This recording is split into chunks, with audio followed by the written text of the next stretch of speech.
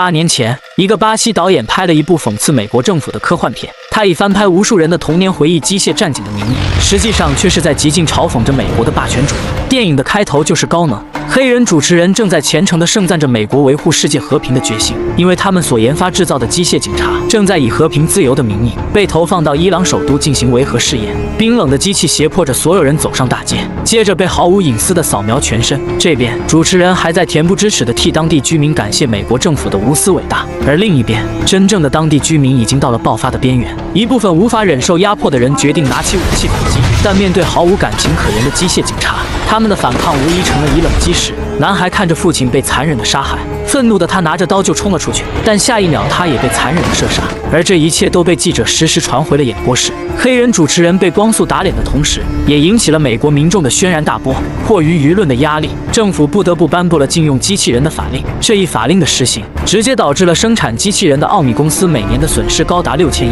为了彻底的打开国内市场，奥米公司的总裁提出了一个大胆的想法。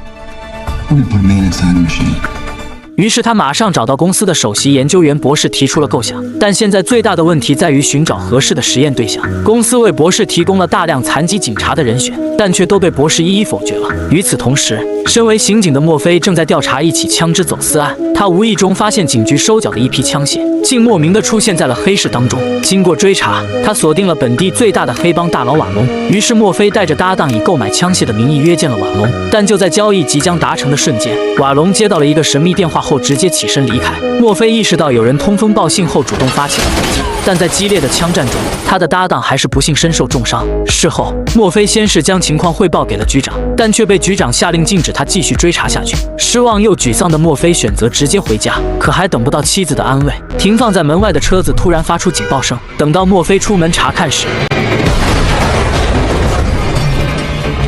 就这样，最完美的实验对象出现了。墨菲全身80%被严重烧伤，脊椎下半部全部被炸毁。为了让丈夫能够顺利的活下来，墨菲的妻子只能答应他们将丈夫改造。很快，3个月的时间过去了。当墨菲再次睁开眼的时候，他全身上下已经彻底被机甲包裹。听到博士说他已经被截肢时，无法接受这一切的他情绪失控了。先是差点一只手捏死了博士，接着他又飞快地逃出了实验室。眼看着墨菲越跑越远，博士只好远程将他关闭。为了让他接受现实，博士只好让他亲眼看着自己身上的机甲被拆卸。看见自己残破的身体后，墨菲这一次彻底的崩溃了。他哭着祈求博士能够给他一个痛快，但听到博士说他的妻子和孩子还抱着最后一丝希望在等着自己回去时，他最终还是选择接受了现实。接着，墨菲开始了一系列的适应训练，但经过和机器人的对比测试后，他们发现带有人类思维和情绪的墨菲在反应能力上明显要比机器人更加迟钝，这在公司总裁看来显然是不合格的。博士犹豫了片刻，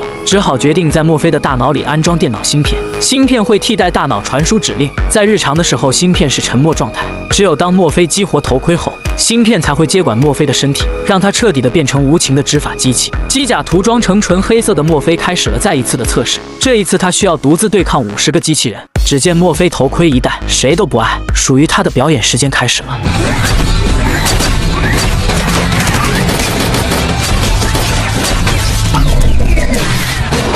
升级改造后的墨菲彻底的化为了无情的杀戮机器，暂时摒弃一切人类情感的他，每一次的出击都毫不犹豫，凭借着自带的瞄准外挂，甚至没有一颗子弹是被浪费的。就这样，墨菲以一人之力压倒性的碾压了战场。顺利毕业后，墨菲带着一脸忐忑回到了久违的家里。尽管现在的他甚至都不能称之为人了，但妻子依旧第一时间给了他一个温暖的拥抱，儿子也一脸期待地等着父亲一起玩新到的电子游戏。家人的包容和接纳让他彻底地放下了所有顾虑。到了第二天，警局举办了一场盛大的见面会迎接墨菲的回归。在他登场的前夕，博士将整个警局的数据库上传到了他脑海里。可当他看到自己预显的监控画面时，他的情绪再一次失控，接着导致整个系统直接崩溃了。但眼看着所有的媒体都在外面等着他，博士只好在他的大脑芯片里设置更多的模块，从而吸收他的多巴胺和肾上腺素。而这样做的后果会让墨菲彻底的丢失掉人类的情感，变成一个没有感情的机器人。所以墨菲无视了妻子期待的眼神和儿子的关心，像陌生人一样转身走开。上台后的他又无视了公司总裁和市长，直接开始对人群进行扫描。很快，他就在人群里发现了一名逃犯，戴上头盔后，他直接跳了下去，只是一瞬间就将逃犯制服。这安全感爆棚的一幕彻底征服了所有人。墨菲所在城市的犯罪率更是直接下降了80%。可此时，只有墨菲的妻子发现了丈夫的异常。她拦住丈夫后，告诉他儿子因为他的事情已经患上了抑郁症，请求他能够回家看望一下儿子。但墨菲还是没有任何反应，直接转身离开了。而或许是家人的牵绊唤醒了他被封印的内心，墨菲下意识地打开了有儿子影像的监控画面，看见儿子一脸沮丧难过的表情，他更是直接跳过了系统的限制，回到了家里。来到家门口后，他还原了自己遇害当晚的全部过程，看着自己被炸飞，看着妻子关切又慌张的样子，又看着儿子恐惧又无助的神情，他体内被尘封的情感开始逐渐恢复。墨菲再一次的骑上自己的战车，开始了执法之路。只是这一次，他要破的是自己的案子。通过对之前认识的中间人友好询问之下，他查到了陷害他的黑帮大佬瓦隆的位置，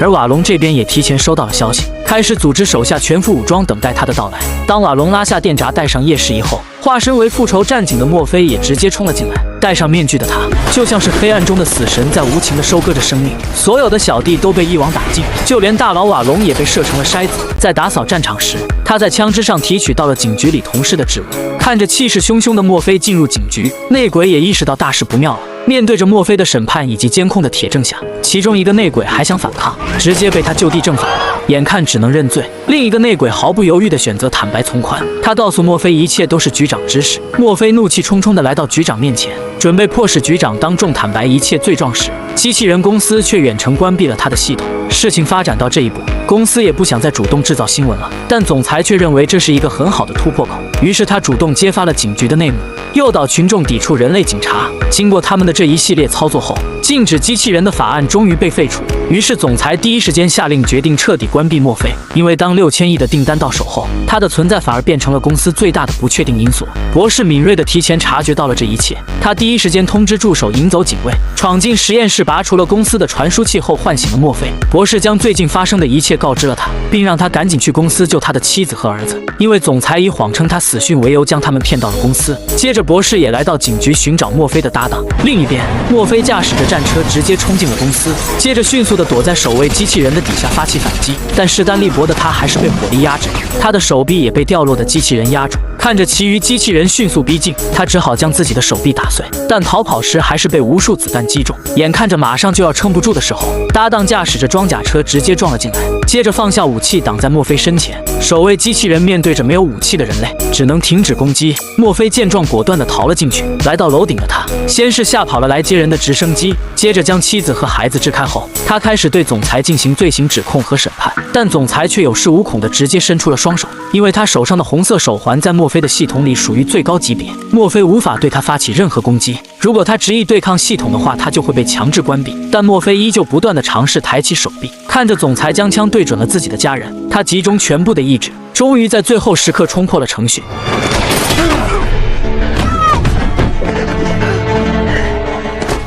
最后，博士将墨菲唤醒，接着给他换上了全新的机甲，而他的妻子和儿子也正一步步地朝他走来。可笑的是，恼羞成怒的黑人主持人依旧在不断推崇着所谓的机械自由。